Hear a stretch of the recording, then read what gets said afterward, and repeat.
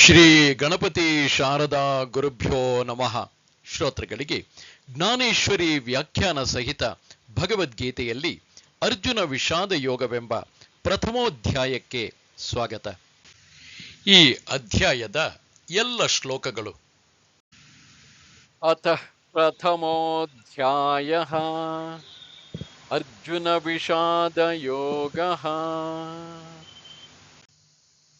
ಧೃತರಾಷ್ಟ್ರ ಉವಾಚ ಧರ್ಮಕ್ಷೇತ್ರೇ ಕುರುಕ್ಷೇತ್ರೇ ಸಮವೇತಾಯುಯುತ್ಸವಃ ಮಾಮಕಾಃ ಪಾಂಡವಾಶ್ಚೈವ ಕಿಮಕುರ್ವತ ಸಂಜಯ. ಧೃತರಾಷ್ಟ್ರನು ಹೇಳಿದನು, ಹೇ ಸಂಜಯ, ಧರ್ಮಭೂಮಿಯಾದ ಕುರುಕ್ಷೇತ್ರದಲ್ಲಿ ಸೇರಿದ ಯುದ್ಧದ ಇಚ್ಛೆಯುಳ್ಳ ನನ್ನವರು ಹಾಗೂ ಪಾಂಡುವಿನ ಪುತ್ರರು ಏನು ಮಾಡಿದರು? ಪುತ್ರ ಪ್ರೇಮದಿಂದ ಮೋಹಿತನಾದ ಧೃತರಾಷ್ಟ್ರನು ಸಂಜಯನ ಬಳಿ ಕೇಳುತ್ತಾನೆ, ಸಂಜಯ, ಕುರುಕ್ಷೇತ್ರದಲ್ಲಿ ಏನು ನಡೆಯಿತು ಎಂಬುದನ್ನು ನನಗೆ ಹೇಳು. ಧರ್ಮಕ್ಷೇತ್ರವಾದ ಕುರುಕ್ಷೇತ್ರದಲ್ಲಿ ನನ್ನ ಪುತ್ರರು ಮತ್ತು ಪಾಂಡುವಿನ ಪುತ್ರರು ಯುದ್ಧಕ್ಕಾಗಿ ಹೋಗಿರುವರಲ್ಲವೇ? ಪರಸ್ಪರ ಅವರು ಇಷ್ಟು ಹೊತ್ತಿನವರೆಗೆ ಏನು ಮಾಡುತ್ತಿದ್ದಾರೆ? ಅದನ್ನು ಬೇಗನೆ ನನಗೆ ಹೇಳು. ಸಂಜಯ ಉವಾಚ ದೃಷ್ಟ್ವಾ ತು ಪಾಂಡವಾನೀಕಂ ವ್ಯೂಢಂ ದುರ್ಯೋಧನಸ್ತದಾ ಆಚಾರ್ಯಮುಪಸಂಗಮ್ಯ ರಾಜಾ ವಚನಮಬ್ರವೀತ್. ಪಶ್ಯೈತಾಂ ಪಾಂಡುಪುತ್ರಾಣಾಂ ಆಚಾರ್ಯಮಹತೀಂ ಚಮೂಂ ವ್ಯೂಢಾಂ ದ್ರುಪದಪುತ್ರೇಣ ತವ ಶಿಷ್ಯೇಣ ಧೀಮತಾ. ಸಂಜಯನು ಹೇಳಿದನು, ಯುದ್ಧಾರಂಭದ ಸಮಯದಲ್ಲಿ ರಾಜನಾದ ದುರ್ಯೋಧನನು ವ್ಯೂಹ ರಚನಾಯುಕ್ತವಾದ ಪಾಂಡವರ ಸೈನ್ಯವನ್ನು ನೋಡಿ ದ್ರೋಣಾಚಾರ್ಯರ ಬಳಿಗೆ ಹೋಗಿ ಈ ಮಾತನ್ನು ಹೇಳಿದನು. ಹೇ ಆಚಾರ್ಯರೇ, ತಮ್ಮ ಬುದ್ಧಿವಂತನಾದ ಶಿಷ್ಯ ದ್ರುಪದ ಪುತ್ರ ದೃಷ್ಟದ್ಯುಮ್ನನ ಮೂಲಕವಾಗಿ ವ್ಯೂಹಾಕಾರವಾಗಿ ನಿಲ್ಲಿಸಲ್ಪಟ್ಟ ಪಾಂಡುಪುತ್ರರ ಈ ಬಹಳ ದೊಡ್ಡದಾದ ಸೈನ್ಯವನ್ನು ನೋಡಿರಿ. ಹೀಗೆ ಸಂಜಯನು ಹೇಳುತ್ತಾನೆ. ಮಹಾಪ್ರಳಯದಲ್ಲಿ ಕಾಲನ ಮುಖವು ತೆರೆದುಕೊಳ್ಳುವಂತೆ ಆ ಸಮಯದಲ್ಲಿ ಪಾಂಡವರ ಸೈನ್ಯವು ಕೆರಳಿತು. ಕಾಲಕೂಟ ವಿಷವು ಉಕ್ಕಿ ಬಂದಾಗ ಅದನ್ನು ಯಾರಿಂದಲೂ ಶಮನ ಮಾಡಲಾಗುವುದಿಲ್ಲ. ಹಾಗೆಯೇ ಪಾಂಡವರ ಸೈನ್ಯವೆಲ್ಲವೂ ಏಕಮುಖವಾಗಿ ಸಜ್ಜಾದಾಗ ಅದನ್ನು ಯಾರು ತಾನೇ ನಿಯಂತ್ರಿಸಬಲ್ಲರು? ಅಥವಾ ಒಡವಾನಲವು ಪ್ರಜ್ವಲಿಸಿ ಪ್ರಳಯ ಮಾರುತದಿಂದ ಹೆಚ್ಚಿ ಸಮುದ್ರದ ನೀರು ಶೋಷಿಸಿ ಆಕಾಶದವರೆಗೆ ಉರಿದೇಳುವಂತೆ ನಿಯಂತ್ರಿಸಲಾರದ ಪಾಂಡವರ ಸೈನ್ಯವು ನಾನಾ ವಿಧದ ವ್ಯೂಹ ರಚನೆಯಿಂದ ಸಜ್ಜಾದುದರಿಂದ ಮಹಾ ಭಯಂಕರವಾಗಿ ಕಂಡಿತು. ಆದರೆ ಆನೆಯ ಹಿಂಡನ್ನು ನೋಡಿ ಸಿಂಹವು ಅದನ್ನು ನಿರ್ಲಕ್ಷಿಸುವಂತೆ ದುರ್ಯೋಧನನು ಪಾಂಡವರ ಆ ಸೈನ್ಯವನ್ನು ನೋಡಿ ತುಚ್ಛವಾಗಿ ಕಾಣುತ್ತಾ ದ್ರೋಣಾಚಾರ್ಯರ ಬಳಿಗೆ ಬಂದು ಅವರ ಮನಸ್ಸನ್ನು ಕಲುಷಿತಗೊಳಿಸಲೋಸುಗ ಅವರಲ್ಲಿ ಹೀಗೆಂದನು. ಆಚಾರ್ಯರೇ, ಪಾಂಡವರ ಈ ಉಕ್ಕಿ ಬರುತ್ತಿರುವ ಸೈನ್ಯವನ್ನು ನೋಡಿದಿರಲ್ಲ. ಗಿರಿದುರ್ಗವೇ ನಡೆದು ಬರುವಂತೆ ಬುದ್ಧಿವಂತನಾದ ದ್ರುಪದ ಪುತ್ರ ದೃಷ್ಟದ್ಯುಮ್ನನು ಚಮತ್ಕಾರಿಕವಾಗಿ ಸೈನ್ಯದ ರಚನೆಯನ್ನು ಮಾಡಿರುವನು. ನಿಮ್ಮಿಂದಲೇ ವಿದ್ಯೆಯನ್ನು ಪಡೆದು ಬುದ್ಧಿವಂತನಾದ ದೃಷ್ಟದ್ಯುಮ್ನನು ಈ ಸೈನ್ಯ ದೃಷ್ಟದ್ಯುಮ್ನನ ಈ ಸೈನ್ಯ ಸಿಂಹವನ್ನು ಹೇಗೆ ಸಜ್ಜುಗೊಳಿಸಿರುವನು ನೋಡಿರಿ. ಅತ್ರ ಶೂರಾ ಮಹೇಶ್ವಾಸಾ ಭೀಮಾರ್ಜುನ ಸಮಾಯುಧಿ ಯುಯುಧಾನೋ ವಿರಾಟಶ್ಚ ದ್ರುಪದಶ್ಚ ಮಹಾರಥಃ.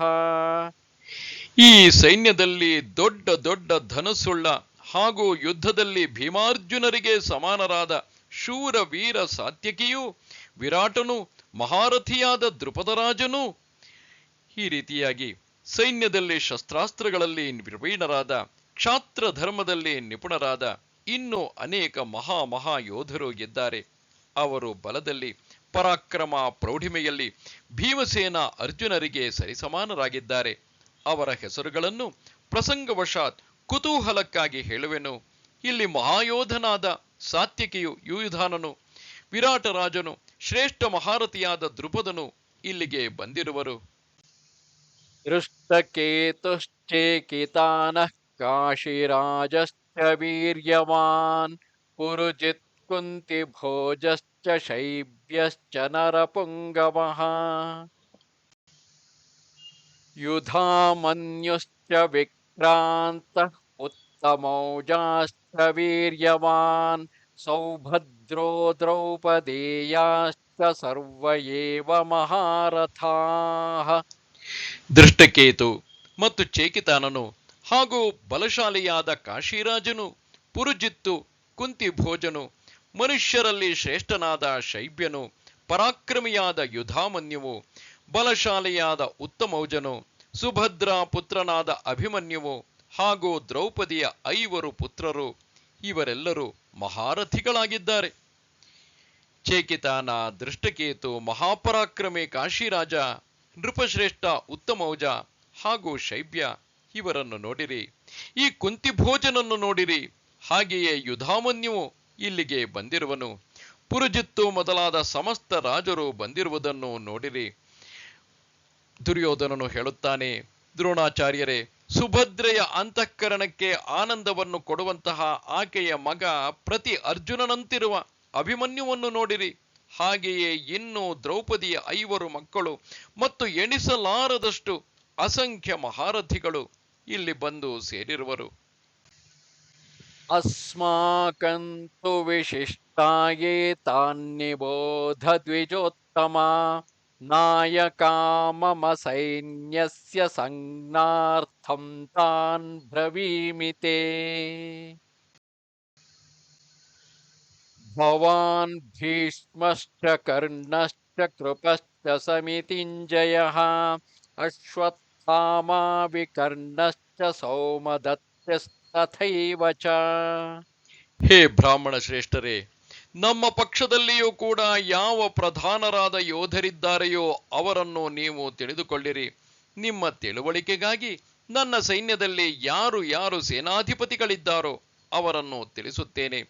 ದ್ರೋಣಾಚಾರ್ಯರಾದ ನೀವು ಮತ್ತು ಪಿತಾಮಹರಾದ ಭೀಷ್ಮರು ಮತ್ತು ಕರ್ಣನು ಮತ್ತು ಸಂಗ್ರಾಮ ವಿಜಯಿಯಾದ ಕೃಪಾಚಾರ್ಯರು, ಅಂತೆಯೇ ಅಶ್ವತ್ಥಾಮ, ವಿಕರ್ಣನು ಮತ್ತು ಸೋಮದತ್ತನ ಮಗನಾದ ಭೂರಿಶ್ರವನು. ಈ ರೀತಿಯಾಗಿ ಇನ್ನು ನಮ್ಮ ಸೈನ್ಯ ದುರ್ಯೋಧನನು ಹೇಳುತ್ತಿರುವನು, ನಮ್ಮ ಸೈನ್ಯದಲ್ಲಿ ಪ್ರಸಿದ್ಧರಾದ ಮಹಾವೀರರು ಯಾರು ಯಾರು ಇರುವರೆಂಬುದನ್ನು ಪ್ರಸಂಗ ಬಂತೆಂದು ಹೇಳುತ್ತೇನೆ, ಕೇಳಿ. ಮಹಾಪರಾಕ್ರಮಿಗಳಾದ ತಾವು ಹಾಗೂ ಇತರೆ ವೀರರಲ್ಲಿ ಕೆಲವು ಪ್ರಮುಖರ ಹೆಸರುಗಳನ್ನು ನಿಮ್ಮ ಅರಿವಿಗಾಗಿ ಹೇಳುತ್ತೇನೆ. ಶೌರ್ಯ ಪರಾಕ್ರಮದಲ್ಲಿ ಪ್ರತಿ ಸೂರ್ಯನಂತೆ ಇರುವ ಗಂಗಾನಂದನ ಭೀಷ್ಮಾಚಾರ್ಯರು, ಶತ್ರು ರೂಪ ಆನೆಗಳಿಗೆ ಸಿಂಹದಂತಿರುವ ಪರಾಕ್ರಮಿಯಾದ ಕರ್ಣ, ಇವರ ಕೇವಲ ಸಂಕಲ್ಪ ಮಾತ್ರದಿಂದಲೇ ವಿಶ್ವದ ಸಂಹಾರವಾಗಿ ಹೋದೀತು. ಹೆಚ್ಚೇನು, ಕೃಪಾಚಾರ್ಯರೊಬ್ಬರೇ ಇವರಿಗೆ ಸಾಲದೇನು? ಇಲ್ಲಿ ವಿಕರ್ಣನೂ ಇದ್ದಾನೆ. ಆಚೆ ಪ್ರತ್ಯಕ್ಷ ಕಾಲನೂ ಕೂಡ ಭಯಪಡುವಂತಹ ಅಶ್ವತ್ಥಾಮನನ್ನು ನೋಡಿ. ಯುದ್ಧದಲ್ಲಿ ಯಾವಾಗಲೂ ವಿಜಯಿಯಾದ ಈ ಸೋಮದತ್ತಿ ಅಂದರೆ ಭೂರಿಶ್ರವಸ್ಸು. अन्ये च बहवः शूराः मदर्थे त्यक्तजीविताः नानाशस्त्रप्रहरणाः सर्वे युद्धविशारदाः ಇನ್ನು ಕೂಡ ನನಗೋಸ್ಕರ ಜೀವನದ ಆಸೆಯನ್ನು ತ್ಯಾಗ ಮಾಡಿರುವ ಅನೇಕರಾದ ಶೂರ ವೀರರು ಅನೇಕ ಪ್ರಕಾರದ ಶಸ್ತ್ರಾಸ್ತ್ರಗಳಿಂದ ಸುಸಜ್ಜಿತರಾಗಿದ್ದಾರೆ ಮತ್ತು ಇವರೆಲ್ಲರೂ ಯುದ್ಧದಲ್ಲಿ ನಿಪುಣರಾಗಿದ್ದಾರೆ. ಹೀಗೆಯೇ ಬ್ರಹ್ಮದೇವರೂ ತಿಳಿಯಲಾರದಷ್ಟು ಬಲಶಾಲಿಗಳು ಇನ್ನೂ ಅನೇಕ ಮಂದಿಗಿದ್ದಾರೆ. ಇವರೆಲ್ಲರೂ ಶಸ್ತ್ರವಿದ್ಯಾ ಪಾರಂಗತರಾಗಿದ್ದು ಮಂತ್ರವಿದ್ಯೆಯ ಸಾಕ್ಷಾತ್ ಅವತಾರಿಗಳೇ ಆಗಿರುವರು. ಹೆಚ್ಚೇನು, ಜಗತ್ತಿನಲ್ಲಿರುವ ಅಸ್ತ್ರವಿದ್ಯೆಯು ಇವರಿಂದಲೇ ಪ್ರಸಿದ್ಧವಾಯಿತು. ಇವರು ಈ ಜಗತ್ತಿನಲ್ಲಿ ಅದ್ವಿತೀಯರಾಗಿದ್ದಾರೆ ಹಾಗೂ ಅತಿ ಬಲಿಷ್ಠರಾಗಿದ್ದಾರೆ. ಹೀಗಿದ್ದರೂ ಇವರೆಲ್ಲ ವೀರರು ಪ್ರಾಣದ ಹಂಗನ್ನು ತೊರೆದು ನನ್ನನ್ನೇ ಅನುಸರಿಸುತ್ತಿದ್ದಾರೆ. ಪತಿವ್ರತೆಯಾದ ಸ್ತ್ರೀಯ ಮನಸ್ಸು ಪತಿಯಲ್ಲದೆ ಬೇರೆಡೆ ಹೋಗುವುದಿಲ್ಲ. ಹಾಗೆಯೇ ಈ ವೀರರಿಗೆ ನಾನೇ ಸರ್ವಸ್ವವಾಗಿರುವೆನು. ನಮ್ಮ ಕಾರ್ಯದ ಮುಂದೆ ಇವರು ತಮ್ಮ ಪ್ರಾಣಗಳನ್ನು ತುಚ್ಛವೆಂದು ತಿಳಿಯುತ್ತಿದ್ದಾರೆ. ಹೀಗೆ ನಿಸ್ಸೀಮರು ಮತ್ತು ಸ್ವಾಮಿ ಭಕ್ತರು ಆಗಿದ್ದಾರೆ. ಇವರು ಯುದ್ಧ ಕಲೆಯಲ್ಲಿ ಕುಶಲರಾಗಿದ್ದು ಯುದ್ಧ ಕೌಶಲ್ಯದಿಂದ ಕೀರ್ತಿವಂತರಾಗಿದ್ದಾರೆ. ಹೆಚ್ಚೇನು ಹೇಳುವುದು, ಕ್ಷತ್ರಿಯ ಧರ್ಮವು ಇವರಿಂದಲೇ ಪ್ರಸಿದ್ಧವಾಗಿದೆ. ಹೀಗೆ ನಮ್ಮ ಸೈನ್ಯದಲ್ಲಿ ಸರ್ವಾಂಗ ಪರಿಪೂರ್ಣರಾದ ಮಹಾವೀರರು ಅನೇಕರಿದ್ದಾರೆ. ಅಪಾರವಾಗಿರುವ ಇವರನ್ನು ನಾನು ಹೇಗೆ ಎಣಿಸಲಿ? ಅಪರ್ಯಾಪ್ತಂ ತದಸ್ಮಾಕಂ ಬಲಂ ಭೀಷ್ಮಾಭಿರಕ್ಷಿತಂ ಪರ್ಯಾಪ್ತಂ ತ್ವಿದಮೇತೇಷಾಂ ಬಲಂ ಭೀಮಾಭಿರಕ್ಷಿತಂ. ಭೀಷ್ಮ ಪಿತಾಮಹರ ಮೂಲಕ ರಕ್ಷಿತವಾದ ನಮ್ಮ ಸೈನ್ಯವು ಅಪರಿಮಿತವಾಗಿದೆ, ಅರ್ಥಾತ್ ಎಲ್ಲ ಪ್ರಕಾರದಿಂದಲೂ ಅಜೇಯವಾಗಿದೆ. ಮತ್ತು ಭೀಮನಿಂದ ರಕ್ಷಿತವಾಗಿರುವ ಇವರುಗಳ ಸೈನ್ಯವು ಪರಿಮಿತ, ಅರ್ಥಾತ್ ಗೆಲ್ಲಲು ಸುಗಮವಾಗಿದೆ. ಇನ್ನು ಕ್ಷತ್ರಿಯರೆಲ್ಲರಲ್ಲಿ ಶ್ರೇಷ್ಠರು, ಜಗತ್ತಿನ ಸರ್ವ ಯೋಧರಲ್ಲಿ ಉತ್ತಮ ಪರಾಕ್ರಮಿಗಳು ಆದ ಭೀಷ್ಮಾಚಾರ್ಯರಿಗೆ ನಮ್ಮ ಸೈನ್ಯಾಧಿಪತ್ಯವನ್ನು ನೀಡಲಾಗಿದೆ. ಇವರು ತಮ್ಮ ಸಾಮರ್ಥ್ಯದಿಂದ ಸೈನ್ಯವನ್ನು ನಿಯಂತ್ರಿಸಿ ಕೋಟೆಗಳನ್ನೇ ಕಟ್ಟಿರುವರು ಎಂಬಂತೆ ಸೈನ್ಯವನ್ನು ಸಜ್ಜುಗೊಳಿಸಿರುವರು. ಇವರ ಪರಾಕ್ರಮದ ಮುಂದೆ 3 ಲೋಕಗಳು ತುಚ್ಛವೇ ಆಗಿವೆ. ಮೊದಲಿಗೆ ಈ ಸೇನಾ ಸಮುದ್ರವನ್ನು ದಾಟುವುದು ದುಸ್ತರವೇ ಆಗಿದೆ. ಅದರ ಜೊತೆಗೆ ಒಡವಾಗ್ನಿಯು ಸಹಾಯಕನಾಗಿರುವನು, ಅಥವಾ ಪ್ರಳಯಾಗ್ನಿಗೆ ಪ್ರಭಂಜನ ವಾಯುವಿನ ಸಂಯೋಗ ಉಂಟಾಗುವಂತೆ ನಮ್ಮ ಅಪಾರ ಸೈನ್ಯಕ್ಕೆ ಭೀಷ್ಮರಂತಹವರು ಸೇನಾಪತಿಗಳಾಗಿದ್ದಾರೆ. ಹೀಗಿರುವಾಗ ನಮ್ಮ ಸೈನ್ಯದೊಂದಿಗೆ ಯಾರು ತಾನೇ ಯುದ್ಧ ಮಾಡಬಲ್ಲರು? ಪಾಂಡವರ ಸೈನ್ಯವು ನಿಜವಾಗಿಯೂ ಸ್ವಲ್ಪವಾಗಿದೆ, ಆದರೆ ಅದರ ರಚನೆಯಿಂದ ಅದು ದೊಡ್ಡದಾಗಿ ಕಾಣುತ್ತದೆ. ಅದಲ್ಲದೆ ಅದರ ಸೇನಾಪತ್ಯವನ್ನು ಮಹಾಬಲಿಷ್ಠನಾದ ಭೀಮಸೇನನು ಸ್ವೀಕರಿಸಿರುವನು. ಇಷ್ಟು ಹೇಳಿ ದುರ್ಯೋಧನನು ಆ ಮಾತನ್ನು ಅಲ್ಲಿಗೆ ನಿಲ್ಲಿಸಿಬಿಟ್ಟನು. ಅಯನೇಷು ಚ ಸರ್ವೇಷು ಯಥಾ ಭಾಗಮವಸ್ಥಿತಾಃ ಭೀಷ್ಮಮೇವಾಭಿರಕ್ಷಂತು ಭವಂತಃ ಸರ್ವ ಏವ ಹಿ. ಆದ್ದರಿಂದ ಎಲ್ಲ ವ್ಯೂಹದ್ವಾರಗಳಲ್ಲಿ ನಿಮ್ಮ ನಿಮ್ಮ ಜಾಗಗಳಲ್ಲಿ ಸ್ಥಿರವಾಗಿರುತ್ತಾ ನೀವೆಲ್ಲರೂ ನಿಸ್ಸಂದೇಹರಾಗಿ ಭೀಷ್ಮ ಪಿತಾಮಹರನ್ನೇ ಎಲ್ಲ ಕಡೆಯಿಂದ ರಕ್ಷಿಸಿರಿ. ಮತ್ತೆ ಪುನಃ ಎಲ್ಲ ಸೇನಾಪತಿಗಳಿಗೆ ಹೇಳುತ್ತಾನೆ, ಅಯ್ಯ, ಇನ್ನು ತಮ್ಮ ತಮ್ಮ ಸೈನ್ಯವನ್ನು ಸಜ್ಜುಗೊಳಿಸಿರಿ ಎಂದು ಆ ದುರ್ಯೋಧನನು ಹೇಳಿದನು. ಯಾರ ಅಧೀನದಲ್ಲಿ ಎಷ್ಟು ಅಕ್ಷೌಹಿಣಿಗಳಿರುವವೋ ಆ ಮಹಾರಥಿಕರು ತಮ್ಮ ತಮ್ಮ ಅಕ್ಷೌಹಿಣಿಯ ಮುಂದೆ ಬಂದು ನಿಲ್ಲಬೇಕು. ಅವರು ಆಯಾ ಅಕ್ಷೌಹಿಣಿಗಳನ್ನು ಜತನ ಮಾಡಿ ಭೀಷ್ಮರ ಆಜ್ಞೆಯಂತೆ ನಡೆಯಬೇಕು. ಬಳಿಕ ಅವನು ದ್ರೋಣಾಚಾರ್ಯರಲ್ಲಿ ಹೇಳುತ್ತಾನೆ, ನಿಮಗೆ ಸಮಸ್ತ ಸೈನ್ಯದ ಮೇಲೆ ಕಣ್ಣಿರಲಿ, ಹಾಗೂ ಭೀಷ್ಮಾಚಾರ್ಯರನ್ನು ನನ್ನಂತೆಯೇ ತಿಳಿದು ಅವರೊಬ್ಬರನ್ನು ರಕ್ಷಿಸಬೇಕು. ಕಾರಣ ನಮ್ಮ ಎಲ್ಲ ಸೈನ್ಯದ ಹೊಣೆಗಾರಿಕೆ ಅವರ ಮೇಲೆಯೇ ಇದೆ. ತಸ್ಯ ಸಂಜನಯನ್ ಹರ್ಷಂ ಕುರು ವೃದ್ಧಃ ಪಿತಾಮಹಃ ಸಿಂಹನಾದಂ ವಿನದ್ಯೋಚ್ಯೈ ಶಂಖಂ ದದ್ಮೌ ಪ್ರತಾಪವಾನ್.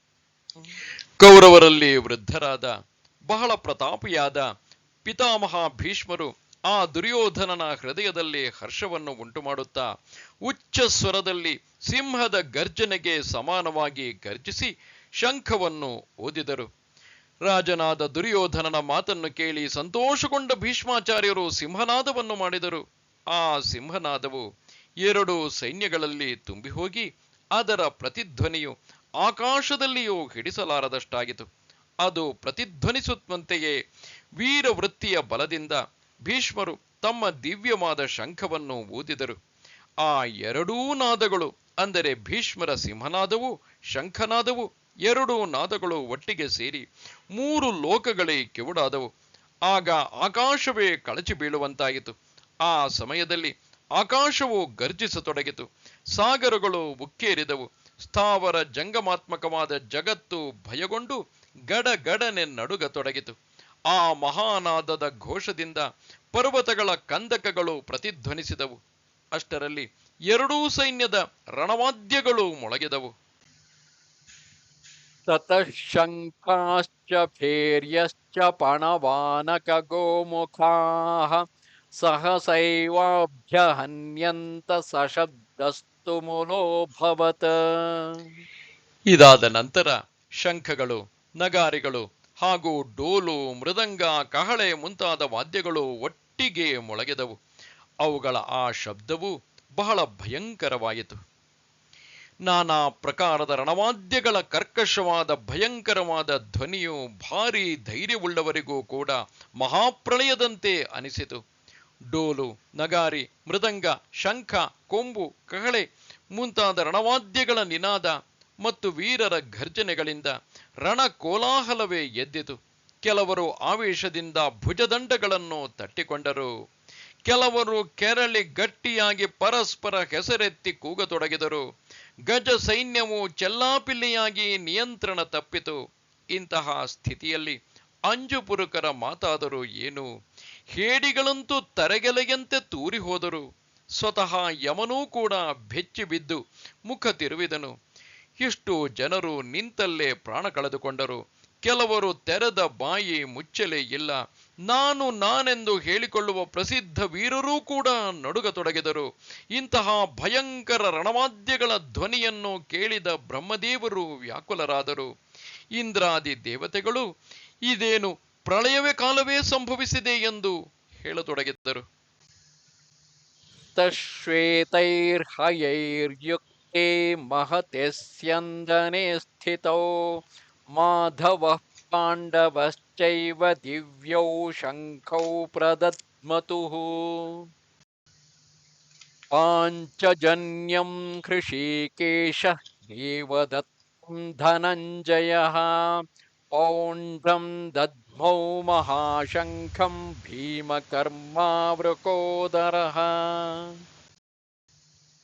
ಅನಂತ ವಿಜಯಂ ರಾಜಾ ಕುಂತೀಪುತ್ರೋ ಯುಧಿಷ್ಠಿರಃ ನಕುಲಃ ಸಹ ದೇವಶ್ಚ ಸುಘೋಷಮಣಿಪುಷ್ಪಕೌ. ಇದಾದ ನಂತರ ಬಿಳಿಯ ಬಣ್ಣದ ಕುದುರೆಗಳಿಂದ ಯುಕ್ತವಾದ ಉತ್ತಮ ರಥದಲ್ಲಿ ಕುಳಿತಿದ್ದ ಭಗವಾನ್ ಶ್ರೀಕೃಷ್ಣನು ಮತ್ತು ಅರ್ಜುನನು ಕೂಡ ಅಲೌಕಿಕವಾದ ಶಂಖಗಳನ್ನು ಊದಿದರು. ಭಗವಾನ್ ಶ್ರೀಕೃಷ್ಣನು ಪಾಂಚಜನ್ಯವೆಂಬ ಹೆಸರಿನ ಶಂಖವನ್ನು, ಅರ್ಜುನನು ದೇವದತ್ತವೆಂಬ ಹೆಸರಿನ ಶಂಖವನ್ನು ಮತ್ತು ಭಯಾನಕ ಕರ್ಮಗಳನ್ನು ಮಾಡುವ ಭೀಮಸೇನನು ಪೌಂಡ್ರವೆಂಬ ಹೆಸರಿನ ಮಹಾಶಂಖವನ್ನು ಊದಿದರು. ಕುಂತಿಯ ಪುತ್ರನಾದ ರಾಜ ಯುಧಿಷ್ಠಿರನು ಅನಂತ ವಿಜಯವೆಂಬ ಹೆಸರಿನ ಮತ್ತು ನಕುಲ ಸಹದೇವರು ಸುಘೋಷ ಮತ್ತು ಮಣಿಪುಷ್ಪಕವೆಂಬ ಹೆಸರಿನ ಶಂಖಗಳನ್ನು ಊದಿದರು.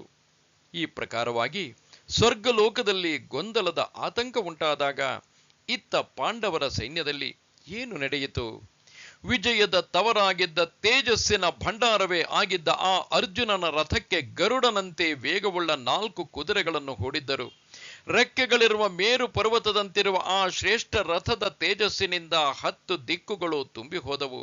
ಸಾಕ್ಷಾತ್ ವೈಕುಂಠಾಧಿಪತಿ ಶ್ರೀಕೃಷ್ಣನೇ ಸಾರಥಿಯಾಗಿ ಕುಳಿತಿದ್ದ ಆ ರಥವನ್ನು ಎಷ್ಟೆಂದು ವರ್ಣಿಸಲಿ? ಸಾಕ್ಷಾತ್ ಪರಶಿವನ ಅವತಾರವಾಗಿದ್ದ ಮಾರುತಿಯು ಆ ರಥದ ಧ್ವಜಸ್ತಂಭದಲ್ಲಿ ವಿರಾಜಮಾನನಾಗಿದ್ದನು. ಶಾರಂಗ ಧನುಸ್ಸನ್ನು ಧರಿಸಿರುವಂತಹ ಭಗವಾನ್ ಶ್ರೀಕೃಷ್ಣನು ಅರ್ಜುನನ ಸಾರಥಿಯಾಗಿದ್ದನು.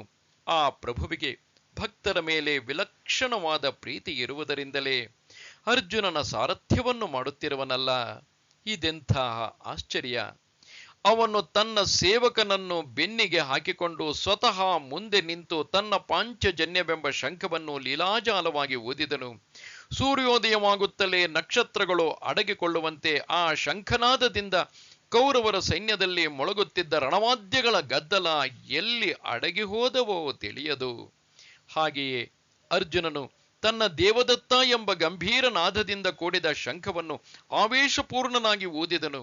ಆ ಸಮಯದಲ್ಲಿ ಆ 2 ಶಂಖಗಳ ಅದ್ಭುತ ಧ್ವನಿಗಳು ಒಂದಾಗಿ ಬ್ರಹ್ಮಾಂಡವೇ 100 ಹೋಳುಗಳಾದವೇನೋ ಎಂದೆನಿಸಿತು.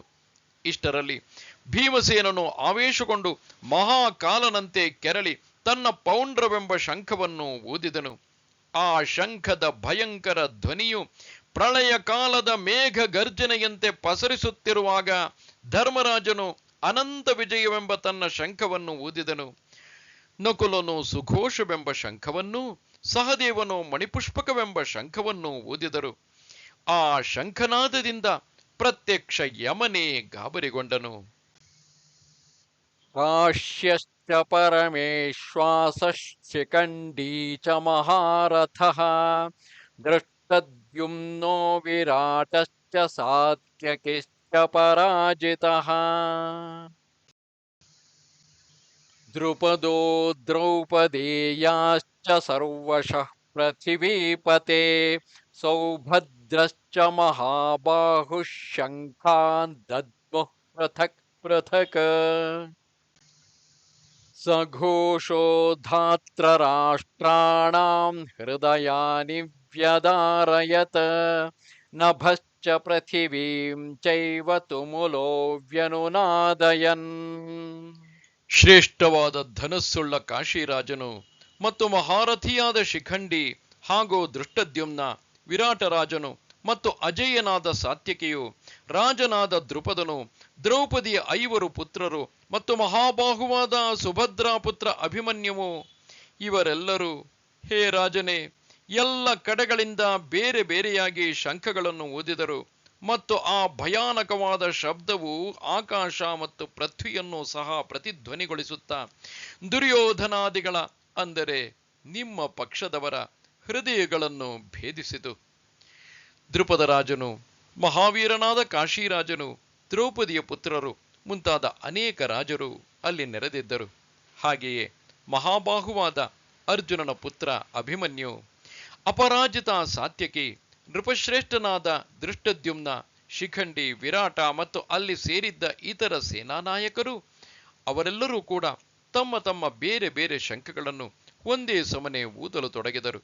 ಆ ಶಂಖಗಳ ಮಹಾಧ್ವನಿಗಳ ಆಘಾತದಿಂದ ಶೇಷ ಕೂರ್ಮರು ಒಮ್ಮೆಲೆ ಬೆಚ್ಚಿಬಿದ್ದು ತಾವು ಧರಿಸಿಕೊಂಡಿದ್ದ ಪೃಥಿವಿಯ ಹೊರೆಯನ್ನು ಎಸೆದು ಬಿಡಲು ಸಿದ್ಧರಾದರು. ಅದರಿಂದಾಗಿ 3 ಲೋಕಗಳು ತತ್ತರಿಸಿ ಹೋದವು. ಮೇರು ಮಂದರ ಪರ್ವತಗಳು ತೂಗಾಡಿದವು. ಸಮುದ್ರದ ನೀರು ಕೈಲಾಸ ಪರ್ವತದವರೆಗೆ ಚಿಮ್ಮಿತು. ಭೂಮಿಯು ತಲೆಕೆಳಗಾಗುವುದೋ, ಆಕಾಶವೇ ಕುಸಿದು ಹೋಗುವುದೋ ಎಂದೆನಿಸಿ ನಕ್ಷತ್ರಗಳು ಉದುರಿ ರಂಗವಲ್ಲೇ ಇಟ್ಟಂತಾಗಿತು. ಸತ್ಯ ಲೋಕದಲ್ಲಿ ಸೃಷ್ಟಿಯು ಮುಳುಗಿ ಹೋಗಿತು. ದೇವತೆಗಳು ನಿರಾಧಾರರಾದರು ಎಂಬ ಬೊಬ್ಬೆ ಎದ್ದಿತು. ಹಗಲಿನಲ್ಲೇ ಸೂರ್ಯನು ಮರೆಯಾದನು. ಪ್ರಳಯ ಕಾಲದಂತೆ 3 ಲೋಕಗಳಲ್ಲಿಯೂ ಹಾಹಾಕಾರ ಉಂಟಾಗಿತು. ಇದನ್ನು ನೋಡಿ ಭಗವಾನ್ ಶ್ರೀಕೃಷ್ಣನು ವಿಸ್ಮಿತನಾಗಿ, ಎಲ್ಲಾದರೂ ಸೃಷ್ಟಿಯ ಅಂತ್ಯವೇ ಆದೀತೆಂದು ಯೋಚಿಸಿ ಆ ಅದ್ಭುತ ಶಂಖನಾದವನ್ನು ನಿಲ್ಲಿಸಿಬಿಟ್ಟನು. ಅದರಿಂದಲೇ ಈ ಜಗತ್ತು ಉಳಿಯಿತು. ಇಲ್ಲದಿದ್ದರೆ ಶ್ರೀಕೃಷ್ಣಾದಿಗಳು ಶಂಖವನ್ನು ಊದಿದಾಗಲೇ ಅದು ಅಂತ್ಯವಾಗುವ ಸಮಯ ಬರುತ್ತಿತ್ತು. ಆ ಶಂಖನಾದವು ನಿಂತು ಹೋದರೂ ಅದರ ಪ್ರತಿಧ್ವನಿ ಹರಡುತ್ತಲೇ ಇತ್ತು. ಅದರಿಂದಾಗಿ ಕೌರವರ ಸೈನ್ಯವು ಅಸ್ತವ್ಯಸ್ತವಾಯಿತು. ಸಿಂಹವು ಆನೆಗಳ ಗುಂಪನ್ನು ಸಹಜವಾಗಿ ಚದುರಿಸಿ ಬಿಡುವಂತೆಯೇ ಆ ಧ್ವನಿಯು ಕೌರವರ ಹೃದಯಗಳನ್ನು ಸೀಳಿಬಿಟ್ಟಿತು. ಆ ಧ್ವನಿಯನ್ನು ಕೇಳಿ ನಿಂತಲ್ಲೇ ಎಲ್ಲರೂ ಧೈರ್ಯಗೊಂದಿ ಒಬ್ಬರಿಗೊಬ್ಬರು ಎಚ್ಚರ, ಸಾವಧಾನ, ಎಚ್ಚರ, ಸಾವಧಾನವಾಗಿರಿ ಎಂದು ಹೇಳತೊಡಗಿದರು. ಅಥ ವ್ಯವಸ್ಥಿತಾನ್ ದೃಷ್ಟ್ವಾ ಧಾತ್ರರಾಷ್ಟ್ರಾನ್ ಕಪಿಧ್ವಜಃ ಪ್ರವೃತ್ತೆ ಶಸ್ತ್ರ ಸಂಪಾತೆ ಧನುರುದ್ಯಮ್ಯ ಪಾಂಡವಃ. ಕೌರವರ ಪಕ್ಷದ ಸೈನಿಕರು ಮತ್ತೆ ವ್ಯವಸ್ಥಿತವಾಗಿ ನಿಂತುಕೊಂಡಿರುವುದನ್ನು ನೋಡಿ ಶಸ್ತ್ರಾಸ್ತ್ರಗಳು ಪ್ರಯೋಗಿಸುವ ಸಮಯದಲ್ಲಿ ತನ್ನ ಧನುಸ್ಸನ್ನು ಎತ್ತಿಕೊಂಡು ಕಪಿಧ್ವಜನಾದ ಅರ್ಜುನನು ಹೇಳುತ್ತಾನೆ. ಅಲ್ಲಿ ನೆರೆದಿದ್ದ ಬಲ ಪೌರುಷಗಳಿಂದ ಕೂಡಿದ ಮಹಾರಥಿಗಳು ಸೈನ್ಯಕ್ಕೆ ಧೈರ್ಯ ತುಂಬಿ ವ್ಯವಸ್ಥೆಗೊಳಿಸಿದರು. ಅನಂತರ ಅವರು ಯುದ್ಧಕ್ಕೆ ಸಿದ್ಧರಾಗಿ ಇಮ್ಮಡಿ ಆವೇಶದಿಂದ ಮುಂದರಿದರು. ಆಗ ಆ ಆವೇಶಭರಿತ ಸೈನ್ಯದಿಂದಾಗಿ 3 ಲೋಕಗಳು ಕಂಗಾಲಾದವು. ಪ್ರಳಯ ಕಾಲದ ದುರ್ಧರ ಮೇಘಗಳು ಒಂದೇ ಸಮನೆ ಮಳೆ ಸುರಿಸುವಂತೆ ಅಲ್ಲಿದ್ದ ಧನುರ್ಧಾರಿಗಳು ತೀಕ್ಷ್ಣವಾದ ಬಾಣಗಳ ಮಳೆಗರೆದರು. ಇದನ್ನು ನೋಡಿದ ಅರ್ಜುನನ ಮನಸ್ಸಿಗೆ ಅತ್ಯಂತ ಸಂತೋಷವಾಗಿ ಅವನು ಉತ್ಸುಕತೆಯಿಂದ ಸೈನ್ಯದ ಕಡೆಗೆ ದೃಷ್ಟಿ ಹರಿಸಿದನು. ಆಗ ಸಮಸ್ತ ಕೌರವರು ಯುದ್ಧಕ್ಕೆ ಸಿದ್ಧರಾಗಿರುವುದನ್ನು ನೋಡಿ ಪಾಂಡುಕುಮಾರ ಅರ್ಜುನನು ಲೀಲಾಜಾಲವಾಗಿ ತನ್ನ ಧನುಸ್ಸನ್ನು ಎತ್ತಿಕೊಂಡನು. ಹೃಷೀಕೇಶಂ ತದಾ ವಾಕ್ಯಂ ಇದಮಾಹ ಮಹೀಪತೆ. ಅರ್ಜುನ ಉವಾಚ ಸೇನಯೋರುಭಯೋರ್ಮಧ್ಯೆ ರಥಂ ಸ್ಥಾಪಯಮೇಚ್ಯುತ. ಯಾವದೇತಾನ್ನಿರೀಕ್ಷ್ಯೇಹಂ ಯೋದ್ಧುಕಾಮಾನವಸ್ಥಿತಾಂ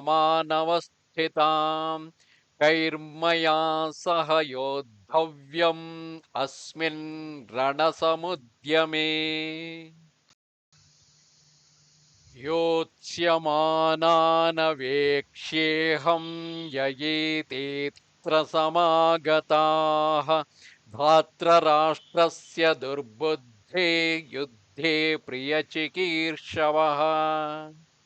ಎಲೈ ಧೃತರಾಷ್ಟ್ರನೇ, ಆಗ ಅರ್ಜುನನು ಭಗವಾನ್ ಶ್ರೀಕೃಷ್ಣನಲ್ಲಿ ಮುಂದಿನ ಮಾತನ್ನು ಹೇಳಿದನು.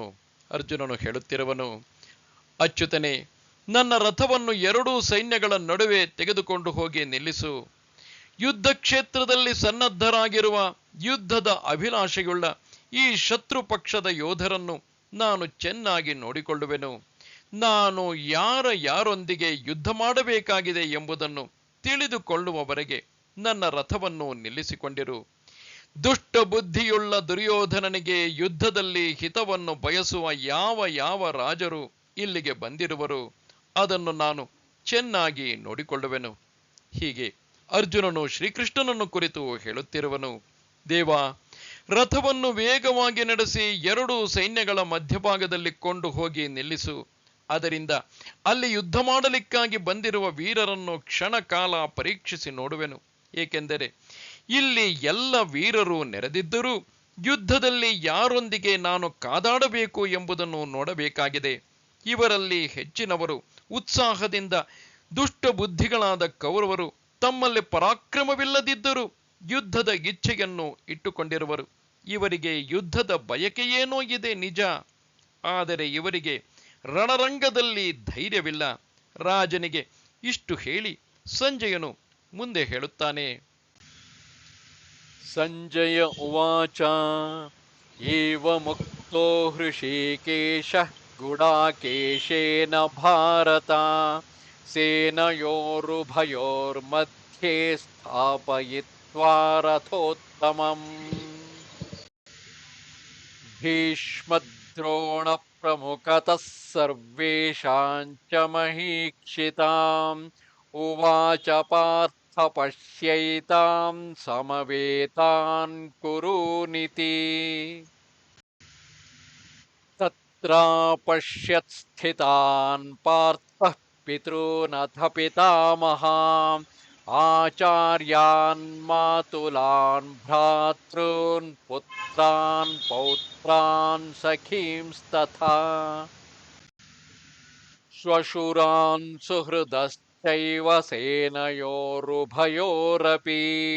ತಾನ್ ಸಮೀಕ್ಷ್ಯ ಸ ಕೌಂತೇಯಃ ಸರ್ವಾನ್ ಬಂಧೂನವಸ್ಥಿತಾನ್ ಕೃಪಯಾ ಪರಯಾವಿಷ್ಟಃ ವಿಷೀದನ್ನಿದಮಬ್ರವೀತ್. ಸಂಜಯನು ಹೇಳಿದನು, ಹೇ ಧೃತರಾಷ್ಟ್ರ, ಅರ್ಜುನನು ಈ ಪ್ರಕಾರವಾಗಿ ಹೇಳಿದಾಗ ಭಗವಾನ್ ಶ್ರೀಕೃಷ್ಣನು ಎರಡೂ ಸೈನ್ಯಗಳ ಮಧ್ಯದಲ್ಲಿ ಭೀಷ್ಮ ಮತ್ತು ದ್ರೋಣಾಚಾರ್ಯರ ಎದುರಿಗೆ ಹಾಗೂ ಸಂಪೂರ್ಣ ರಾಜರುಗಳ ಎದುರಿನಲ್ಲಿ ಉತ್ತಮವಾದ ರಥವನ್ನು ನಿಲ್ಲಿಸಿ, ಹೇ ಪಾರ್ಥನೆ, ಯುದ್ಧಕ್ಕಾಗಿ ನೆರೆದಿರುವ ಈ ಕೌರವರನ್ನು ನೋಡು, ಈ ಪ್ರಕಾರವಾಗಿ ಹೇಳಿದನು. ಇದಾದ ನಂತರ ಪಾರ್ಥನು ಆ ಎರಡೂ ಸೈನ್ಯಗಳಲ್ಲಿ ಸೇರಿದ್ದ ದೊಡ್ಡಪ್ಪ ಚಿಕ್ಕಪ್ಪಂದಿರನ್ನು, ಅಜ್ಜ ಮುತ್ತಜ್ಜರನ್ನು, ಗುರುಗಳನ್ನು, ಸೋದರ ಮಾವಂದಿರನ್ನು, ಸಹೋದರರನ್ನು, ಮಕ್ಕಳು ಮೊಮ್ಮಕ್ಕಳನ್ನು ಹಾಗೂ ಮಿತ್ರರನ್ನು, ಮಾವಂದಿರನ್ನು ಮತ್ತು ಸಹೃದಯರನ್ನು ನೋಡಿದನು. ಅಲ್ಲಿ ಉಪಸ್ಥಿತರಿದ್ದ ಸಂಪೂರ್ಣ ಬಂಧುಗಳನ್ನು ನೋಡಿ ಆ ಕುಂತಿಪುತ್ರನಾದ ಅರ್ಜುನನು ಅತ್ಯಂತ ಕರುಣಾಪರವಶನಾಗಿ ಶೋಕಿಸುತ್ತಾ ಹೀಗೆ ಹೇಳಿದನು. ಆಗ ಅರ್ಜುನನು ಏನು ಹೇಳಿದನು ಎಂಬುದನ್ನು ನಾವು ಮುಂದಿನ ಶ್ಲೋಕದಲ್ಲಿ ನೋಡೋಣ. ರಾಜನೇ ಕೇಳು, ಸಂಜಯನು ಧೃತರಾಷ್ಟ್ರನಿಗೆ ಹೇಳುತ್ತಿರುವನು. ಅರ್ಜುನನು ಹೇಳಿದುದನ್ನು ಕೇಳಿದ ಶ್ರೀಕೃಷ್ಣನು ರಥವನ್ನು ನಡೆಸುತ್ತಾ ಎರಡೂ ಸೈನ್ಯಗಳ ನಡುವೆ ನಿಲ್ಲಿಸಿದನು. ಅಲ್ಲಿ ಭೀಷ್ಮ ದ್ರೋಣಾದಿ ಆಪ್ತ ಸಂಬಂಧಿಗಳು ಮತ್ತು ಅನೇಕ ರಾಜರು ಎದುರಿಗೆ ನಿಂತಿರುವರು. ಅಂತಹ ಕಡೆ ರಥವನ್ನು ನಿಲ್ಲಿಸಿದಾಗ ಅರ್ಜುನನು ಆ ಸೈನ್ಯದ ಕಡೆಗೆ ಉತ್ಸುಕತೆಯಿಂದ ನೋಡತೊಡಗಿದನು. ಮತ್ತೆ ಶ್ರೀಕೃಷ್ಣನಲ್ಲಿ ಹೇಳಿದನು, ದೇವ, ನೋಡು ನೋಡು, ಇವರೆಲ್ಲರಾದರೂ ನಮ್ಮ ಆಪ್ತವರ್ಗದವರು ಮತ್ತು ಗುರುಗಳಾಗಿದ್ದಾರೆ. ಇದನ್ನು ಕೇಳಿದ ಶ್ರೀಕೃಷ್ಣನಿಗೆ ಒಂದು ಕ್ಷಣ ಆಶ್ಚರ್ಯವಾಯಿತು. ಈ ಅರ್ಜುನನು ಮನಸ್ಸಿನಲ್ಲಿ ಇದೇನು ತುಂಬಿಕೊಂಡಿರುವನೋ ಯಾರು ತಾನೇ ಬಲ್ಲರು? ಆದರೆ ಅವನು ಹೀಗೆ ಹೇಳುತ್ತಿರುವ ಅರ್ಥದಲ್ಲಿ ಅದರಲ್ಲಿ ಏನೋ ವಿಶೇಷವಿರಲೇಬೇಕು ಎಂದು ಮನಸ್ಸಿನಲ್ಲೇ ಅಂದುಕೊಂಡನು.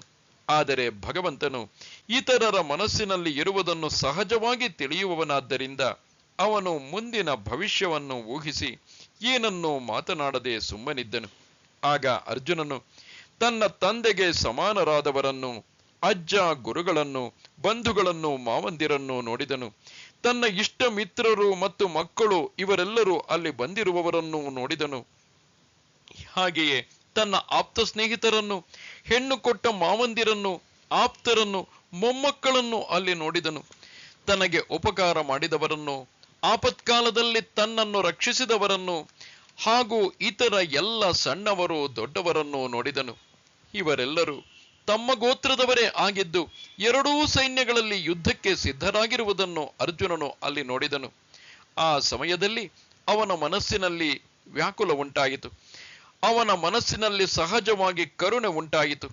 ಅದರಿಂದಾಗಿ ವೀರವೃತ್ತಿಗೆ ಅಪಮಾನವಾಗಿ ಅದು ಅರ್ಜುನನನ್ನು, ಅಂದರೆ ಆ ವೀರವೃತ್ತಿಯೇ ಬಿಟ್ಟು ಹೊರಟು ಹೋಯಿತು. ಉತ್ತಮ ಕುಲವತಿಯರಾದ ಸ್ತ್ರೀಯರು ಸದ್ಗುಣಿಗಳಾಗಿದ್ದು ಸೌಂದರ್ಯವತಿಯರಾಗಿದ್ದರೆ ಅವರಿಗೆ ತಮ್ಮ ಅಹಂಕಾರದಿಂದಾಗಿ ಬೇರೆ ಸ್ತ್ರೀಯರ ವರ್ಚಸ್ಸು ಸಹಿಸಲಾಗುವುದಿಲ್ಲ. ಹೊಸದಾಗಿ ಸ್ತ್ರೀಯರಲ್ಲಿ ಆಸಕ್ತನಾದ ವಿಷಯೀ ಪುರುಷನು ತನ್ನ ಹೆಂಡತಿಯನ್ನು ಮರೆತು ಭ್ರಮೆಗೊಂಡವನಂತೆ ಯೋಗ್ಯತೆ ಇಲ್ಲದ ಅವಳ ಹಿಂದೆ ಬೀಳುತ್ತಾನೆ. ಅಥವಾ ತಪಸ್ಸಿನ ಯೋಗದಿಂದ ವೃದ್ಧಿ ಸಿದ್ಧಿಗಳು ಪ್ರಸನ್ನರಾದಾಗ ವೈರಾಗ್ಯವುಳ್ಳ ಪುರುಷನ ಬುದ್ಧಿಯಲ್ಲಿ ಭ್ರಮೆ ಉಂಟಾಗಿ ಅವನಿಗೆ ವೈರಾಗ್ಯದ ನೆನಪು ಇರುವುದಿಲ್ಲ. ಹಾಗೆಯೇ ಅರ್ಜುನನು ತನ್ನ ಅಂತಃಕರಣದಲ್ಲಿ ಕರುಣೆಗೆ ಆಸರೆ ಕೊಟ್ಟಿದ್ದರಿಂದ ಅವನಲ್ಲಿದ್ದ ಪುರುಷಾರ್ಥವು ಹೊರಟು ಹೋಯಿತು. ನೋಡಿ, ಮಾಂತ್ರಿಕನಾದವನು ಮಂತ್ರೋಚ್ಚಾರಣೆಯಲ್ಲಿ ತಪ್ಪಿದಾಗ ಅವನಿಗೇ ಭೂತಬಾಧೆಯೋ ಕಾಡುವಂತೆಯೇ ಅರ್ಜುನನಿಗೆ ಮಹಾಮೋಹವು ಆವರಿಸಿತು. ಅದರಿಂದಾಗಿ ಅವನ ಸ್ವಭಾವ ಸಿದ್ಧ ಧೈರ್ಯವು ನಾಶವಾಯಿತು. ಚಂದ್ರ ಕಿರಣದ ಸ್ಪರ್ಶದಿಂದ ಚಂದ್ರಕಾಂತಮಣಿಯು ಕರಗುವಂತೆ ಅವನ ಹೃದಯದಲ್ಲಿ ದಯೆಯು ಒಸರತೊಡಗಿತು. ಹೀಗೆ ಅರ್ಜುನನು ಅತಿಯಾದ ಮೋಹದಿಂದ ಮೋಹಿತನಾಗಿ ದುಃಖ ತುಂಬಿದ ಅಂತಃಕರಣದಿಂದ ಅಚ್ಯುತನಲ್ಲಿ ಹೇಳತೊಡಗಿದನು. ಅರ್ಜುನ ಉವಾಚ ದೃಷ್ಟ್ವೇಮಂ ಸ್ವಜನಂ ಕೃಷ್ಣ ಯುಯುತ್ಸಂ ಸಮುಪಸ್ಥಿತಂ ಸೀದಂತಿ ಮಮ ಗಾತ್ರಾಣಿ ಮುಖಂ ಚ ಪರಿಶುಷ್ಯತಿ ವೇಪಥುಶ್ಚ ಶರೀರೇ ಮೇ ರೋಮಹರ್ಷಶ್ಚ ಜಾಯತೆ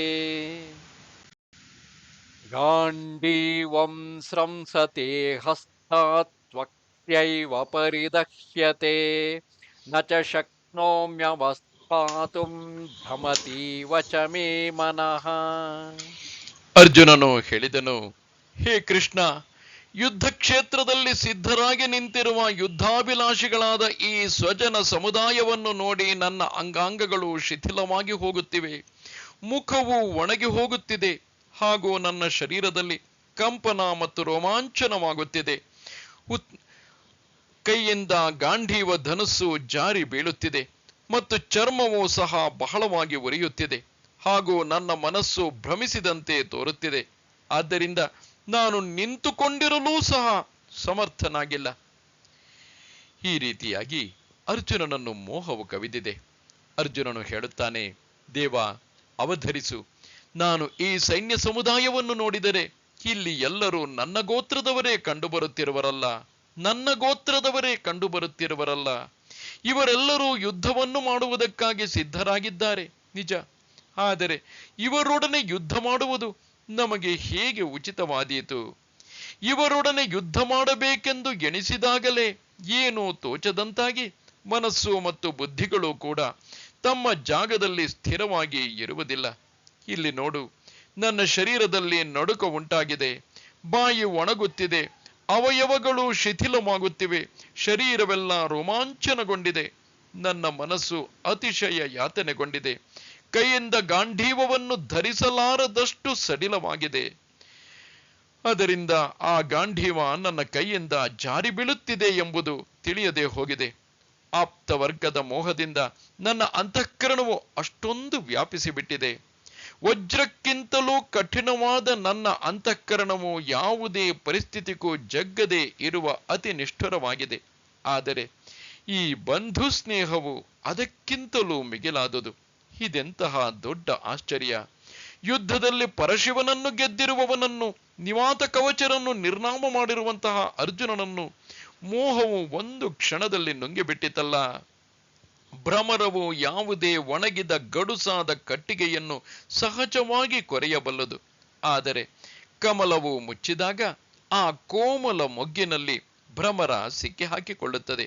ಅಲ್ಲೇ ಪ್ರಾಣ ಹೋದರೂ ಆ ಕಮಲದ ಮೃದುವಾದ ಎಸಳನ್ನು ಕೊರೆಯಲು ಮನಸ್ಸು ಮಾಡುವುದಿಲ್ಲ. ಹಾಗೆಯೇ ಆಪ್ತರ ಮೋಹವು ಕೋಮಲವಾಗಿದ್ದರೂ ಕತ್ತರಿಸಲು ಕಷ್ಟಕರವಾಗಿದೆ.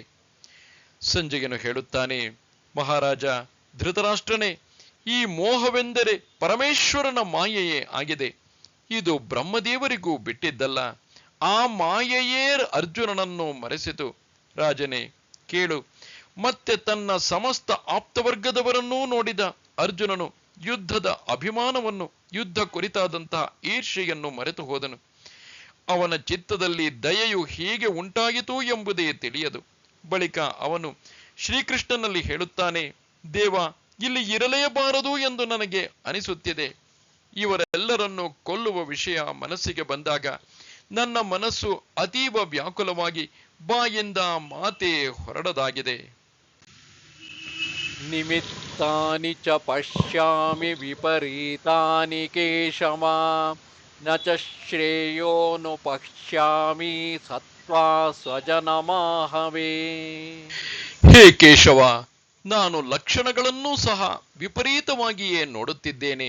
ಹಾಗೂ ಯುದ್ಧದಲ್ಲಿ ಸ್ವಜನ ಸಮುದಾಯವನ್ನು ಕೊಂದು ಯಾವ ಶ್ರೇಯಸ್ಸನ್ನು ನೋಡುವುದಿಲ್ಲ. ಈ ಕೌರವರನ್ನು ಕೊಲ್ಲುವುದಾದರೆ ಧರ್ಮರಾಜಾದಿಗಳನ್ನು ಏಕೆ ಕೊಲ್ಲಬಾರದು? ಕಾರಣ ಅವರಿಬ್ಬರೂ ನನ್ನ ಗೋತ್ರಜರೇ ಆಗಿದ್ದಾರಲ್ಲವೇ ದೇವ. ಆದ್ದರಿಂದ ಈ ಯುದ್ಧವು ಬೆಂಕಿಗೆ ಬೀಳಲಿ, ನಾನು ಇದನ್ನು ಮೆಚ್ಚುವುದಿಲ್ಲ. ಈ ಮಹಾಪಾಪದ ಅವಶ್ಯಕತೆಯಾದರೂ ನಮಗೇಕೆ ದೇವ? ಅನೇಕ ವಿಧದಿಂದ ವಿಚಾರ ಮಾಡಿ ನೋಡಿದರೂ ಈ ಯುದ್ಧವನ್ನು ಮಾಡಿದರೆ ಅದರ ಪರಿಣಾಮವು ಕೆಟ್ಟದ್ದೇ ಆಗುವುದೆಂದು, ಅದನ್ನು ಬಿಟ್ಟು ಬಿಟ್ಟರೆ ಮಾತ್ರ ಲಾಭವಿದೆ ಎಂದು ಅನಿಸುತ್ತದೆ. ನ ಕಾಂಕ್ಷೇ ವಿಜಯಂ ಕೃಷ್ಣ ನ ಚ ರಾಜ್ಯಂ ಸುಖಾನಿ ಚ, ಕಿನ್ನೋ ರಾಜ್ಯೇನ ಗೋವಿಂದ ಕಿಂ ಭೋಗೈರ್ಜೀವಿತೇನ ವಾ. ಯೇಷಾಮರ್ಥೇ ಕಾಂಕ್ಷಿತಂ ನ ರಾಜ್ಯಂ ಭೋಗಾಃ ಸುಖಾನಿ ಚ, ತ ಇಮೇವ ಸ್ಥಿತಾ ಯುದ್ಧೇ ಪ್ರಾಣಾಂ ತ್ಯಕ್ತ್ವಾ ಧನಾನಿ ಚ.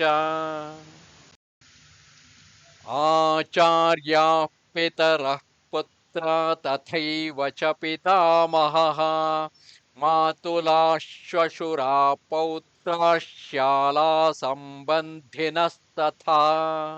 ಹೇ ಕೃಷ್ಣನೇ, ನಾನಾದರೂ ವಿಜಯವನ್ನಾಗಲಿ ರಾಜ್ಯವನ್ನಾಗಲಿ ಹಾಗೂ ಸುಖವನ್ನಾಗಲಿ ಇಚ್ಛಿಸುವುದಿಲ್ಲ. ಹೇ ಗೋವಿಂದನೇ, ನಮಗೆ ಇಂತಹ ರಾಜ್ಯದಿಂದ ಯಾವ ಪ್ರಯೋಜನವಿದೆ? ಅಥವಾ ಇಂತಹ ಭೋಗಗಳಿಂದಾಗಲಿ ಜೀವನದಿಂದಾಗಲಿ ಯಾವ ಲಾಭವಿದೆ? ನಾವು ಯಾರಿಗಾಗಿ ರಾಜ್ಯವನ್ನು, ಭೋಗಗಳನ್ನು ಮತ್ತು ಸುಖಾದಿಗಳನ್ನು ಇಚ್ಛಿಸುತ್ತೇವೆಯೋ ಅಂತಹವರೇ ಆದ ಇವರೆಲ್ಲರೂ ಧನ ಮತ್ತು ಜೀವನದ ಆಸೆಯನ್ನು ತ್ಯಜಿಸಿ ಯುದ್ಧಕ್ಕಾಗಿ ನಿಂತಿದ್ದಾರೆ. ಗುರುಗಳು, ದೊಡ್ಡಪ್ಪ, ಚಿಕ್ಕಪ್ಪಂದಿರು, ಪುತ್ರರು ಮತ್ತು ಅದೇ ಪ್ರಕಾರವಾಗಿ ಅಜ್ಜಂದಿರು, ಸೋದರ ಮಾವಂದಿರು, ಮಾವಂದಿರು, ಪೌತ್ರರು, ಭಾವಮೈದುನರು, ಹೀಗೆಯೇ ಇನ್ನು ಅನೇಕ ಸಂಬಂಧಿಗಳು ಇದ್ದಾರೆ. ಈ ರೀತಿಯಲ್ಲಿ ಮೋಹದಿಂದ ಆವೃತನಾದ ಅರ್ಜುನನಿಗೆ ಇಂತಹ ಬಂಧುಗಳನ್ನು ವಧಿಸಿ ವಿಜಯವನ್ನು ಪಡೆಯುವುದು ಯಾವುದೇ ಅವಶ್ಯಕತೆ ಇಲ್ಲ ಎಂದೆನಿಸಿತು. ಇಂತಹ ರಾಜ್ಯವನ್ನು ಪಡೆದಾದರೂ ಮಾಡುವುದೇನಿದೆ? ಅರ್ಜುನನು ಹೇಳುತ್ತಾನೆ, ಇವರೆಲ್ಲರನ್ನು ಕೊಂದು ಪಡೆದ ರಾಜ್ಯವನ್ನು ಅನುಭವಿಸುವುದೆಲ್ಲಕ್ಕೂ ಬೆಂಕಿ ಬೀಳಲಿ. ಈ ರಾಜ್ಯ ಸುಖವನ್ನು ಬಿಟ್ಟಾಗ ಯಾವುದೇ ದುಃಖಕರ ಪ್ರಸಂಗ ಬಂದರೂ ಅದನ್ನು ನಾವು ಸಹಿಸುವೆವು. ಹೆಚ್ಚೇನು, ಈ ಭೀಷ್ಮಾದಿಗಳಿಗಾಗಿ ನಾವು ಪ್ರಾಣಗಳನ್ನು ಬೇಕಾದರೂ ಕೊಟ್ಟು ಬಿಡುವೆವು. ಆದರೆ ಇವರನ್ನು ವಧಿಸಿ ನಾವು ರಾಜ್ಯ ಸುಖವನ್ನು ಭೋಗಿಸಬೇಕೆಂಬುದು ನನಗೆ ಸ್ವಪ್ನದಲ್ಲಿಯೂ ಮನಸ್ಸಿಗೆ ಬರುವುದಿಲ್ಲ. ನಾವು ನಮ್ಮ ಈ ಹಿರಿಯರಿಗೆ ಮಾನಸಿಕವಾಗಿಯಾದರೂ ಅಹಿತವನ್ನು ಬಗೆದರೆ ನಾವು ಏಕೆ ಹುಟ್ಟಬೇಕು? ಯಾರಿಗಾಗಿ ಬದುಕಬೇಕು? ಕುಲದಲ್ಲಿ ಪುತ್ರ ಪ್ರಾಪ್ತಿಗಾಗಿ ಇಚ್ಛಿಸುತ್ತಾರೆ. ಆ ಪುತ್ರನು ತಮ್ಮ ಗೋತ್ರಜರನ್ನು ಸಂಹಾರ ಮಾಡುವುದೇ ಇದರ ಫಲವಾಗಿದೆಯೇ?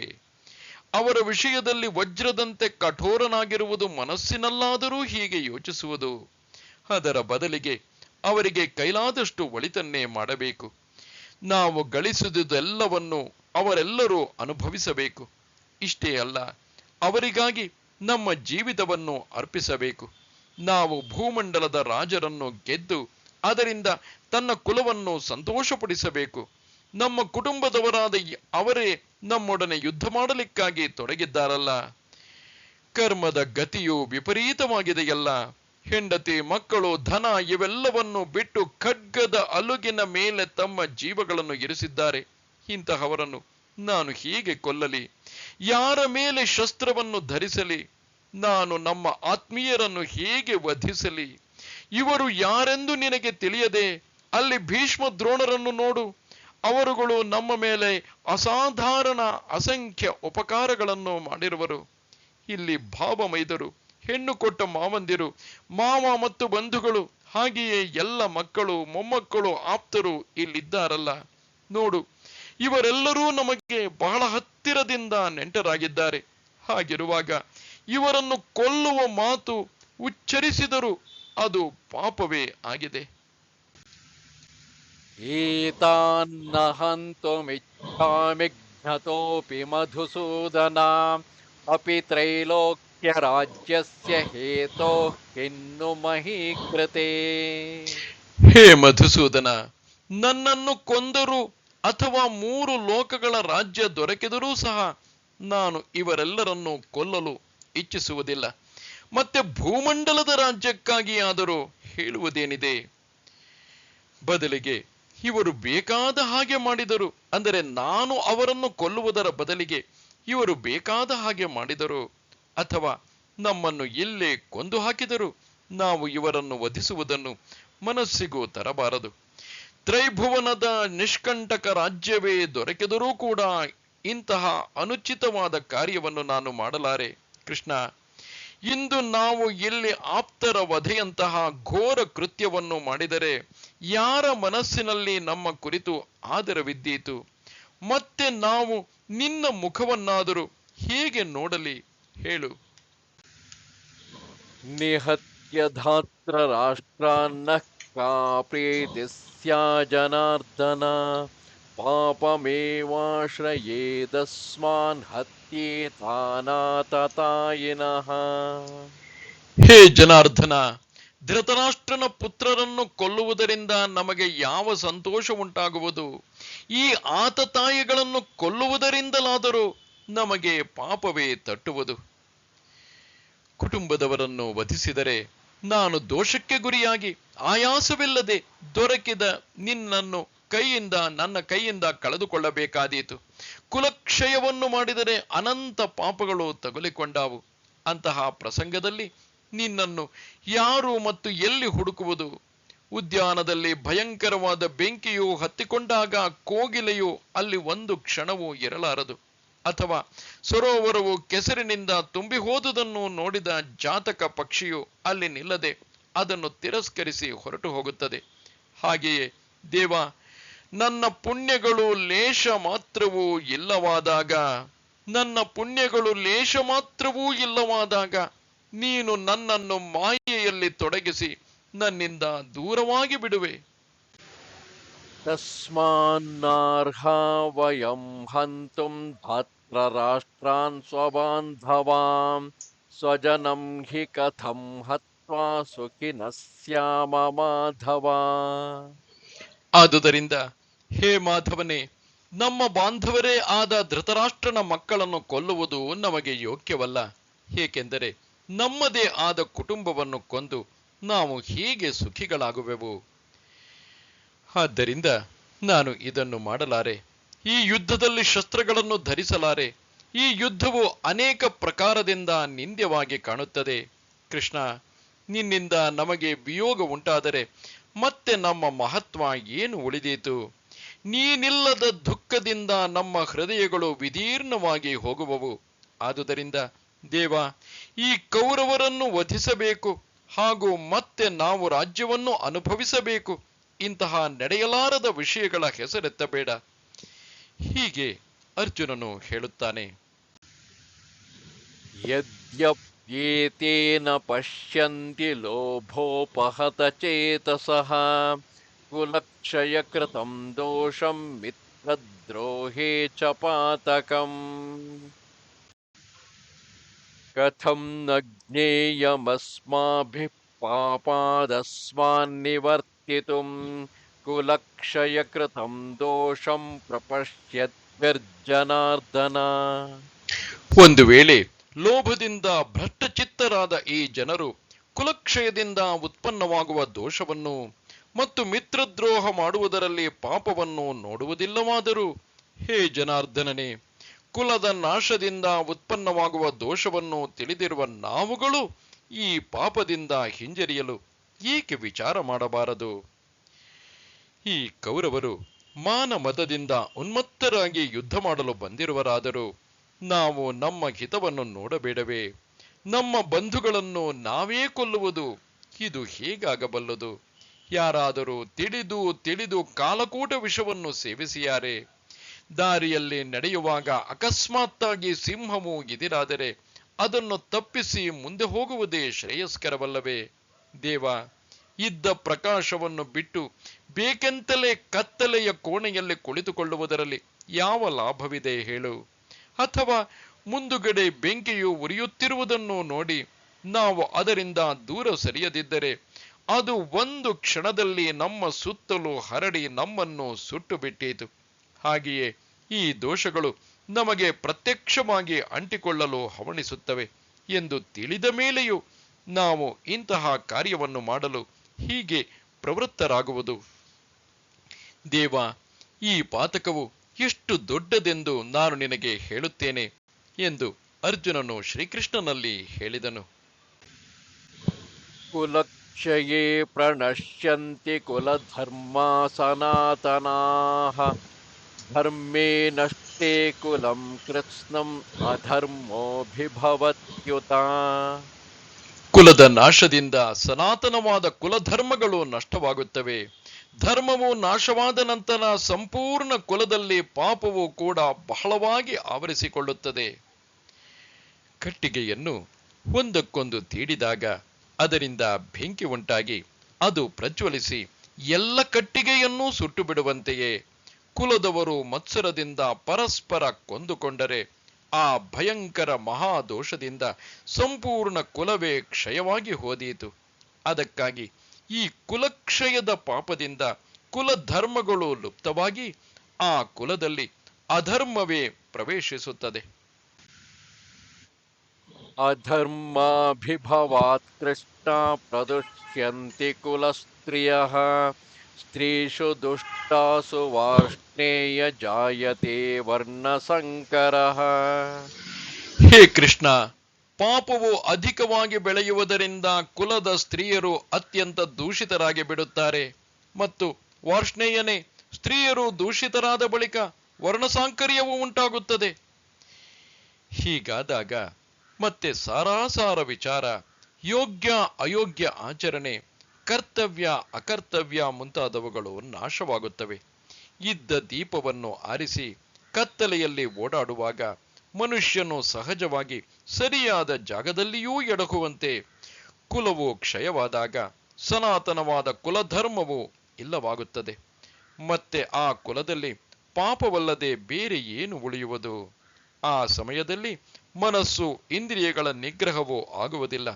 ಇಂದ್ರಿಯಗಳು ಉಚ್ಛೃಂಖಲವಾಗಿ ವರ್ತಿಸುವವು. ಅದರಿಂದ ಕುಲಸ್ತ್ರೀಯರಿಂದ ವ್ಯಭಿಚಾರವು ನಡೆಯುತ್ತದೆ. ಉತ್ತಮ ಸ್ತ್ರೀಯರು ಅಧಮರೊಂದಿಗೆ ಬೆರೆಯುವರು. ಅದರಿಂದ ವರ್ಣ ಸಂಕರ ಉಂಟಾಗಿ ಜಾತಿ ಧರ್ಮವು ಸಂಪೂರ್ಣವಾಗಿ ಇಲ್ಲವಾಗುತ್ತದೆ. 4 ರಸ್ತೆಗಳು ಕೂಡುವಲ್ಲಿ ಇಟ್ಟ ಬಲಿಯನ್ನು ಕಾಗೆಗಳು ಸುತ್ತಲಿಂದಲೂ ಬಂದು ಮುತ್ತಿಕೊಳ್ಳುವಂತೆ ಇಂತಹ ಕುಲದಲ್ಲಿ ಮಹಾಪಾತಕಗಳು ಸಂಚರಿಸತೊಡಗುವವು. ಸಂಕರೋ ನರಕಾಯೈವ ಕುಲಘ್ನಾನಾಂ ಕುಲಸ್ಯ ಚ ಪತಂತಿ ಪಿತರೋ ಹ್ಯೇಷಾಂ ಲುಪ್ತಪಿಂಡೋದಕಕ್ರಿಯಾಃ. ವರ್ಣ ಸಾಂಕರ್ಯವು ಕುಲಘಾತುಕರನ್ನು ಮತ್ತು ಕುಲವನ್ನು ನರಕಕ್ಕೆ ಕೊಂಡೊಯ್ಯಲೆಂದೇ ಆಗುತ್ತದೆ. ಲುಪ್ತವಾದ ಪಿಂಡ ಮತ್ತು ತರ್ಪಣಾದಿಗಳಿಂದ ಅರ್ಥಾತ್ ಶ್ರಾದ್ದ ಮತ್ತು ಪಿತೃತರ್ಪಣಗಳಿಂದ ವಂಚಿತರಾದ ಇವರ ಪಿತೃಗಳು ಕೂಡ ಅಧೋಗತಿಯನ್ನು ಪಡೆಯುತ್ತಾರೆ. ಮತ್ತೆ ಆ ಕುಲಕ್ಕೆ ಮತ್ತು ಕುಲವನ್ನು ನಾಶ ಮಾಡುವವನಿಗೆ ಹೀಗೆ ಇಬ್ಬರಿಗೂ ನರಕದ ಪ್ರಾಪ್ತಿಯಾಗುತ್ತದೆ. ನೋಡು, ಹೀಗೆ ಸಮಸ್ತ ವಂಶದ ವೃದ್ಧಿಯು ಕುಂಠಿತವಾಗಿ ಸ್ವರ್ಗಸ್ಥರಾದ ಅವರ ಪೂರ್ವಜರೂ ಕೂಡ ಪತನ ಹೊಂದುವರು. ಅರ್ಜುನನು ಮುಂದುವರೆದು ಶ್ರೀಕೃಷ್ಣನಿಗೆ ಹೇಳುತ್ತಿರುವನು, ಆ ವಂಶದಲ್ಲಿ ನಿತ್ಯ ನೈಮಿತ್ತಿಕ ಕಾರ್ಯಗಳು ನಡೆಯದಿದ್ದಾಗ ಪಿತೃಗಳಿಗೆ ತರ್ಪಣ ಪಿಂಡದಾನಾದಿಗಳನ್ನು ಯಾರು ಅರ್ಪಿಸುವರು? ಇಂತಹ ಸ್ಥಿತಿಯಲ್ಲಿ ಆ ಪಿತೃಗಳು ಏನು ಮಾಡುವರು? ಸ್ವರ್ಗದಲ್ಲಿ ಹೇಗೆ ಇರಬಲ್ಲರು? ಅದರಿಂದ ಅವರು ತಮ್ಮ ಕುಲದ ಬಳಿಗೆ ಬರುವರು. ಕಾಲಿನ ಬೆರಳಿಗೆ ಹಾವು ಕಡಿದರೆ ಅದರ ವಿಷವು ತಲೆಯವರೆಗೆ ವ್ಯಾಪಿಸುವಂತೆ ಆಪ್ತರನ್ನು ವಧಿಸುವುದರಿಂದ ಉಂಟಾದ ಪಾಪವು ಸತ್ಯಲೋಕದವರೆಗೆ ಹೋದ ಪೂರ್ವಜರೆಲ್ಲರನ್ನು ಪತಿತರನ್ನಾಗಿಸುವುದು. ದೋಷೈರೇತೈಃ ಕುಲಘ್ನಾನಾಂ ವರ್ಣಸಂಕರಕಾರಕೈಃ ಉತ್ಸಾದ್ಯಂತೆ ಜಾತಿಧರ್ಮಾಃ ಕುಲಧರ್ಮಾಶ್ಚ ಶಾಶ್ವತಾಃ. ಉತ್ಸನ್ನಕುಲಧರ್ಮಾಣಾಂ ಮನುಷ್ಯಾಣಾಂ ಜನಾರ್ದನ ನರಕೆ ನಿಯತಂ ವಾಸಃ ಭವತೀತ್ಯನುಶುಶ್ರುಮಾ.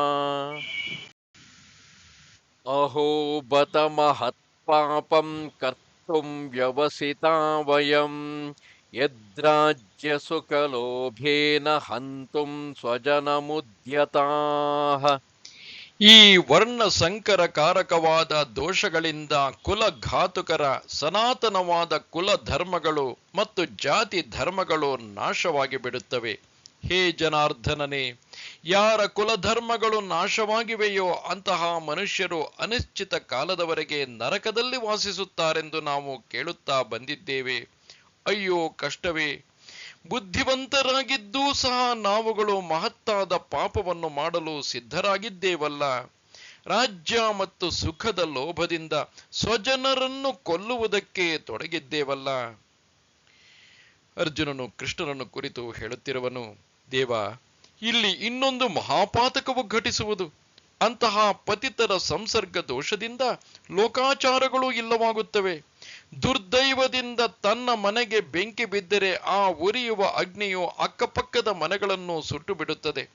ಅದರಂತೆಯೇ ಇಂತಹ ಕುಲದೊಂದಿಗೆ ಸಂಬಂಧವಿಟ್ಟುಕೊಂಡು ವ್ಯವಹರಿಸುವವರು ಈ ನಿಮಿತ್ತದಿಂದ ದುಃಖಿತರಾಗುತ್ತಾರೆ.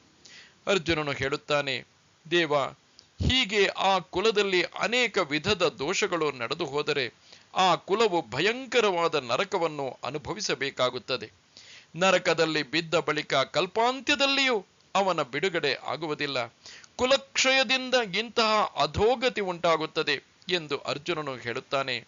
ದೇವ, ನಾನಾ ರೀತಿಯ ಇಂತಹ ಮಾತುಗಳನ್ನು ಕಿವಿಯಾರೆ ಕೇಳಿಯೂ ಇನ್ನೂ ನಿನಗೆ ಕರುಣೆ ಬಂದಿಲ್ಲವೇ?